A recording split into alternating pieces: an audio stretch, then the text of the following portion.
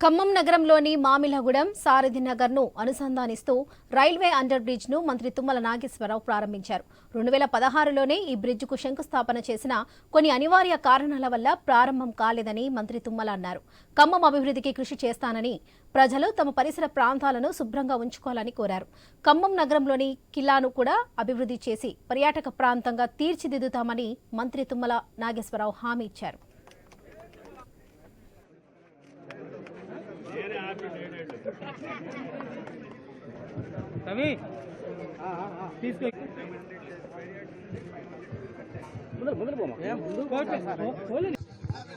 దయచేసి ఎడం చేతి ఉన్న వాళ్ళందరూ కూడా వచ్చి కూర్చోాలి.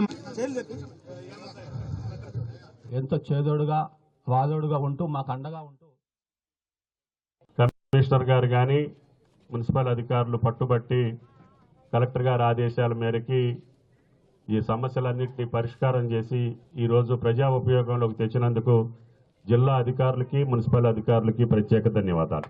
మనం ఖమ్మం కిల్లా దాన్ని కూడా పర్యాటక ప్రాంతంగా తీర్చిదిద్దాలంటే దానికి కూడా ప్లాన్ చేసుకున్నాం.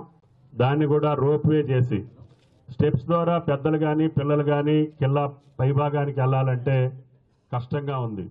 కాబట్టి అక్కడ సకల సౌకర్యాలు కల్పించి ప్రతిరోజు కిల్లా నుంచి ఖమ్మం పట్టణ ప్రాంతాన్ని సందర్శించే ఒక మంచి కార్యక్రమాన్ని జిల్లా కలెక్టర్ గారు కమిషనర్ గారు